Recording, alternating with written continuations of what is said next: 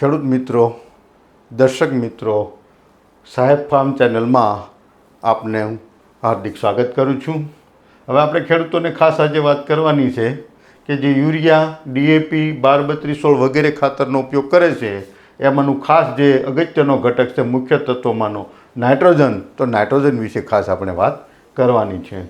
તો નાઇટ્રોજન જે છે એ વાતાવરણમાં 78% રહેલો છે, એક વાત. બીજી કે તમે જ્યારે યુરિયાનો ઉપયોગ કરો છો તો યુરિયાની અંદર 48% નાઇટ્રોજન છે. ડીએપીનો ઉપયોગ કરો છો ત્યારે એની અંદર 12% નાઇટ્રોજન છે અને બાકીનો જે છે એ 48% ફોસ્ફરસ છે. જ્યારે 12-32-16નો ઉપયોગ કરો છો ત્યારે પહેલો ઘટક છે એમાં 12% નાઇટ્રોજન છે, 32% ફોસ્ફરસ છે અને 16% પોટાશ છે. પણ આજે આપણે વાત કરીએ છીએ કે નાઇટ્રોજન વિશેની.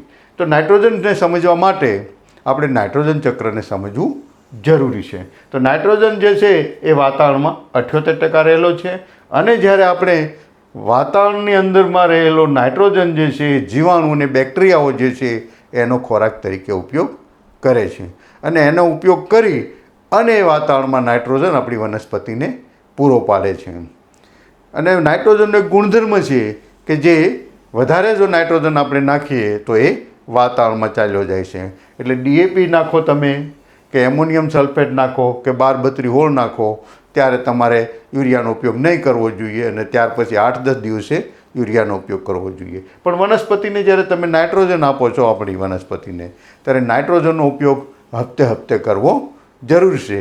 જ્યાં એક છેલ્લીની જરૂર હશે ત્યાં તમે 2-4 છેલ્લી વાપરશો તો વધારાનો નાઇટ્રોજન જે છે એ વાતાવરણમાં ચાલ્યો જશે.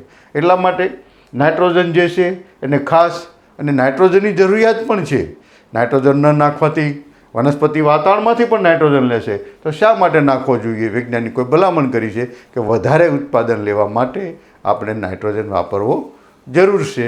એટલે નાઇટ્રોજનનો ઉપયોગ ખાસ કરવો જોઈએ, યુરિયાનો ઉપયોગ કરવો જોઈએ, પણ હપ્તે હપ્તે એકસાથે નહીં આપતા. 8-10-15 દિવસે થોડું થોડું યુરિયા આપણે આપી શકીએ છીએ. અને જીવાણુ અને બેક્ટેરિયા જે છે એ એનો નાઇટ્રોજનને છૂટો પાડી અને વનસ્પતિને આપે છે. જો આ મારી વિડીયો તમને સારો લાગ્યો હોય તો સાહેબ ફાર્મ ચેનલને સબસ્ક્રાઈબ કરો, શેર કરો, લાઈક કરો. અસ્તુ. જય હિન્દ.